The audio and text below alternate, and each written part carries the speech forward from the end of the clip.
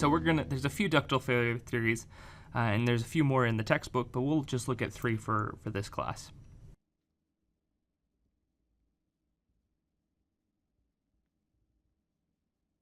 Ductile failure theories. We're going to look at maximum shear stress,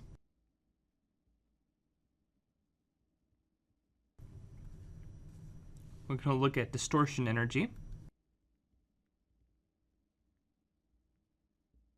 another way of calling that is the von Mises stress,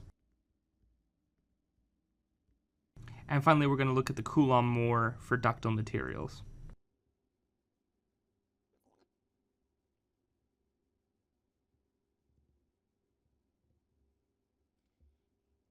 So you might be asking yourself, why do we need 3 different failure theories? Well, they have different uses in different contexts. So maximum shear stress theory is about the most easy to use.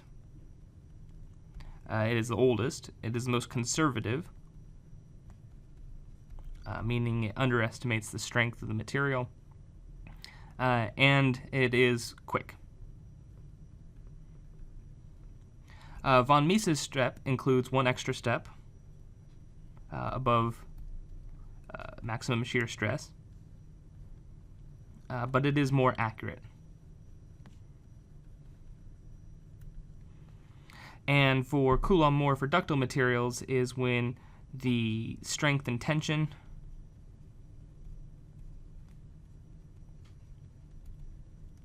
is not the same thing as the strength and compression. All right, and we'll get into all of these in detail now.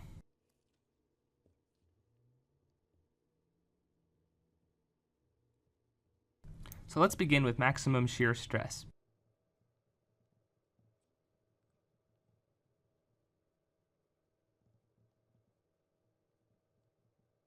So maximum shear stress is a little circular in saying that a particular material that we have will tend to fail when the stress that it is under is equal to the shear stress it was under when we put our specimen in a tension experimental test. So recall putting in lab 1, you may have had a Instron machine where you put the particular sample of material in there, you stretch it. Using that machine, you find out the stress and strain curves, and at some point it fails. So finding out when it begins to ductily fail and the shear stress at that point is the basis of maximum shear stress. So let's look at Moore's circle again to visualize what we're talking about. And of course, we have shear stress on one plane and normal stress on the other. So Moore's circle, of course, I'll just do a super simple one, says that if we take this stress element, we put it under some tension, T, that obviously we'd be talking about these principal stresses if there's no shear stress put on it.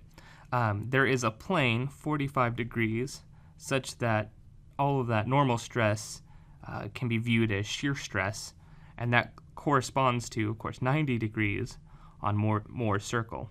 So this is the maximum shear stress. So if this tension, this stress that it was put under, is enough to cause the material to fail, then the failure at that maximum shear stress is what causes it to fail. So what that looks like is, of course, Tmax, the maximum shear stress that any part can be under, and let's consider the 3D case now, would be the principal difference between the principals over 2. And if that is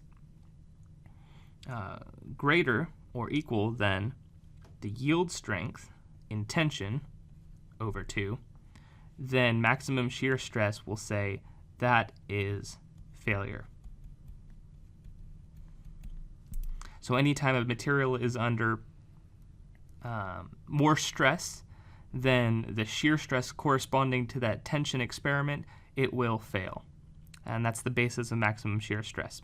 So it's fairly quick in the sense that we can just compare, is the difference between our maximum and minimum principal values over 2 greater than our yield strength over 2. And it also leads to a distinction of the yield strength in shear being equal to the yield strength in tension over 2. So let's consider having plane stress. That is, we have some element with sigma A and sigma B.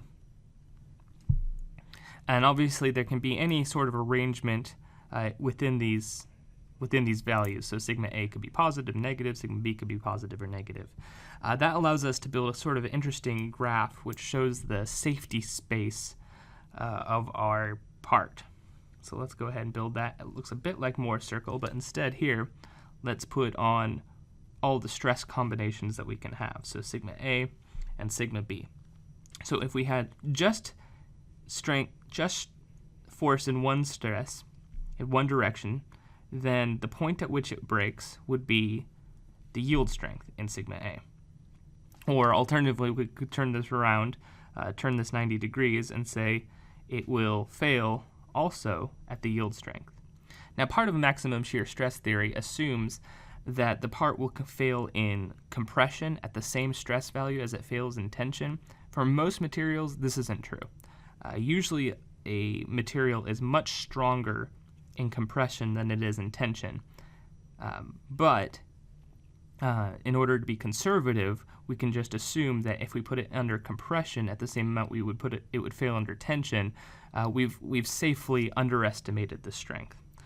So that's why we can put negative the yield strength and negative the yield strength for both A and B. Now we can have any combination of these two as well. So we can have the yield strength. So any combination of sigma A and sigma B such that their total shear stress, the sigma 1 minus sigma 2 over 2 is less than the yield strength over 2. And that will happen both in compression and in tension. And then if you combine compression and tension, well, then you start spanning over the gap of Moore's circle that puts one dot over here and one dot over here, and you get this horizontal, you get this sloped line. So this becomes the safe region. So any combination of stress within this area, according to maximum shear stress theory, will be fine. If we go outside of this boundary, it will fail. And so we'll want to keep this boundary in mind as we come back to comparing other theories. So what's the process here? First of all, we need to find our principal stresses.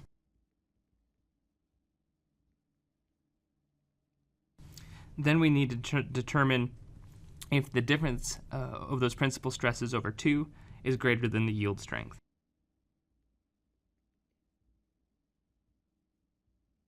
If those stresses are greater than yield strength, then we say it has failed according to maximum shear stress. So it's quick and it's conservative because it underestimates the strength of the material.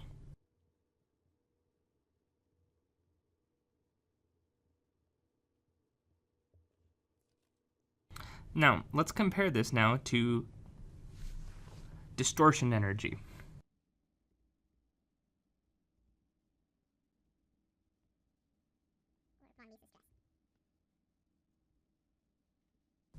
Distortion energy is the theory we're going to use most often in this class, and I'll use the acronym DE to describe it.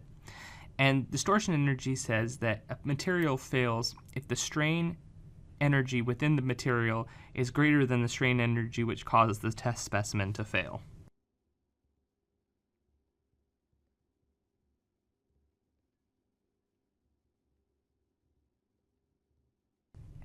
So again, this seems somewhat circular, that it'll break when it reaches the point where it breaks. But the important part is that we're actually finding out what the strain energy is. So that's that additional step that's required. So strain energy is calculated by figuring out how much a material will strain, change shape in each direction, and it's that changing of shape aspect, the changing of volume specifically, which will lead the material to plastically deform. And that's the basis of distortion energy. And in order to do that, to figure out what that energy is, we come up with a average stress value. So this sort of average stress value for the material is what's called the von Mises stress. So if you do a finite element analysis in, say, SolidWorks, and it shows you some stress values in a lot of color, blue to red, to describe the magnitude of that stress, the stress it's showing you is the von Mises stress. So there's an important assumption there that says that the strain of the material is equal in all directions. That means the material will tend to change shape, latitude, and horizontal in the same amount. That's not true for every type of material, such as wood, but we can, or if a printed material, such as the plastic printed on a 3D material, the strength in different directions is not the same. But it's an okay assumption to begin with, as long as we base it on the weakest ultimate strength. So we have this thing that was called von Mises stress, and we represent it with a sigma and a prime signal. So sigma prime equals the von Mises stress. So distortion energy will say that when von Mises stress is greater than the yield strength, equal or greater than the yield strength, then it will fail. So all we have to do is figure out what is von Mises stress. So in general, von Mises stress looks like this. It is the difference between the principal stresses squared. So all of the differences, sigma 2 and sigma 3, and sigma 3 minus sigma 1. That would be all the differences. All of that over 2, and it is the square root of that. That is our von Mises stress. So that is if we are starting with what our principal stress values are. Of course, we could swap this out and actually find out what our principal stresses are from any generic case. So in general, when we have a stress state, of course that looks like sigma x, sigma y, and sigma z, tau xy, tau y xz, and so forth. Then we can find von Mises stress as a very large equation. 1 over the square root of 2 times sigma x minus sigma y squared. This is all the differences. Sigma y minus sigma z squared.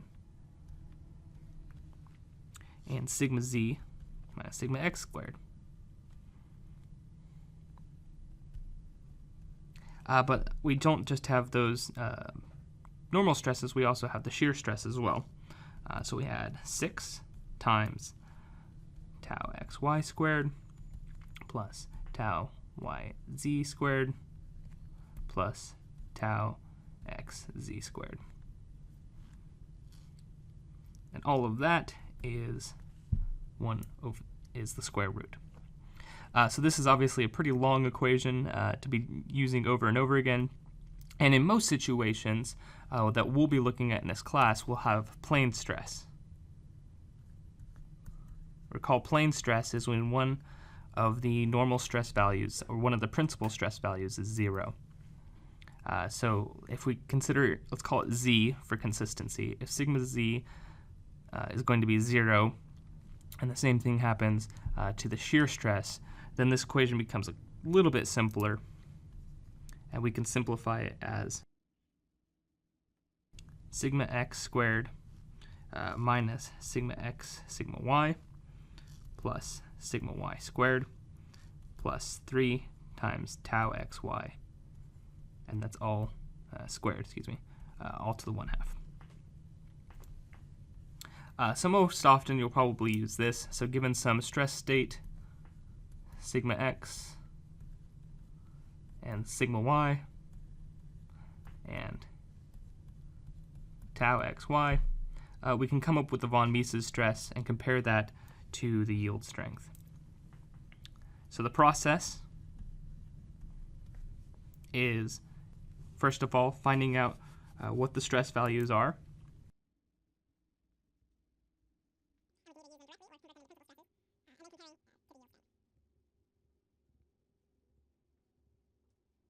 So now let's compare what this means in corresponding to maximum shear stress and why we might want to use one or the other. So if you look at this equation, you'll notice the squares in here on the different directions is very similar if you've ever seen an equation for an ellipse. And in fact, that's what our safety region is going to look like. So let me draw the maximum shear stress one again, where we had sigma B and sigma A. This is just any generic loading where we've got sigma B, sigma A, and of course equal and opposite. Recall we could have yield strength, negative yield strength, and negative yield strength. And the maximum shear stress looked like the combinations of them like this.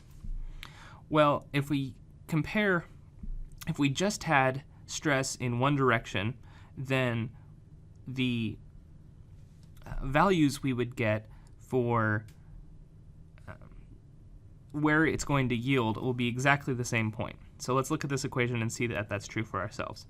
All right, so imagine we have no stress in the y direction and no shear stress.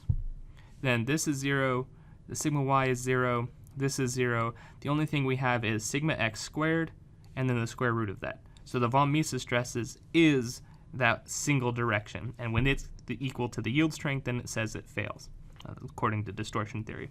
So these points, the yield stress points, will all be the same, and the combinations of them will all be the same.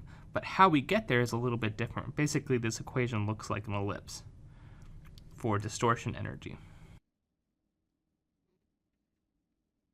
So if this is the maximum shear stress theory, and this is the distortion energy theory, what you can see is there's a region where maximum shear stress says it would fail and distortion energy says it would not. So there's going to be some points where their values are going to be the same, so it doesn't matter which one you use, and some points where there's going to be a little difference. So if you're talking about multi-billion-dollar industry product that you're working on, it makes sense to use a product that's going to be able to optimize in a region and get a little bit more bang for your buck. But if it's safety concerns or it doesn't really matter too much, you can use maximum shear stress. So distortion energy is more accurate.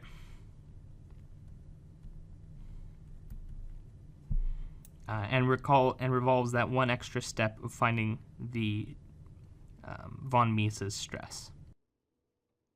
Finally, let's look at Coulomb approach for ductile failure in ductile materials.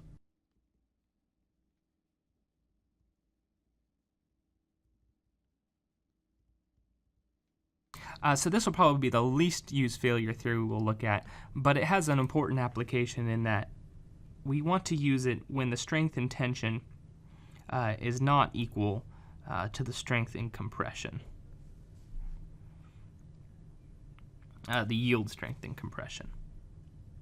And the way we approach this, the way Coulomb works, is basically drawing Moore's circle and then finding the appropriate envelope. So if there's an interesting diagram, and it looks like you've got one over here, and one over here, and one over here. Then there comes to be an envelope based on this, which we call the safety region. So you don't need to study that too much. But what we will find is how to describe that envelope.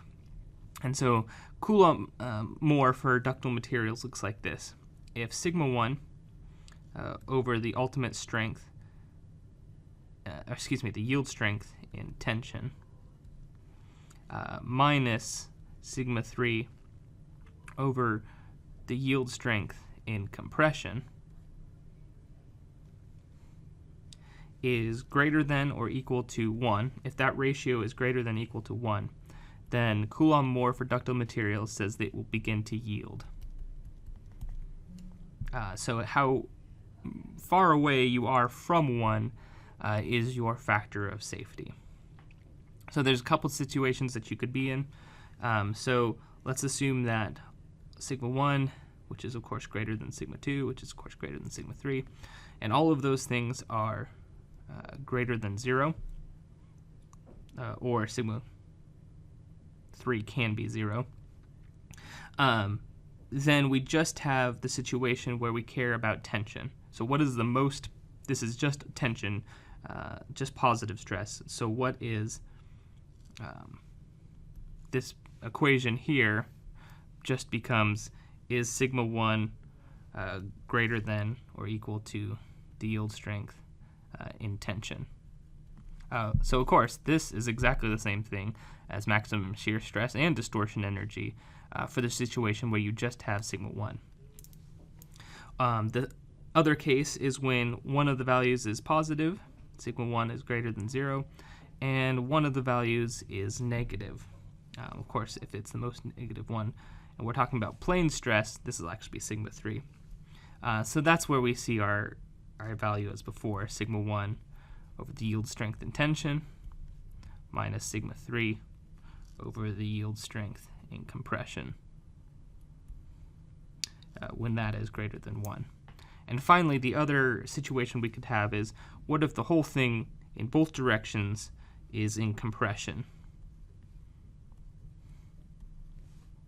Well, if that's the case, then we only need to keep considering the most compressive part, that is sigma 3, is it less than,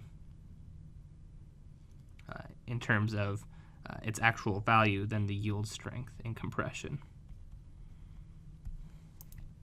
And again, most materials do not fail in compression. They tend to fail in tension along the shear stress boundary. So that's why we probably won't be using Coulomb more for ductile materials, but we will use it quite a bit for brittle materials. All right, well, that'll about do it for this video. Until next time.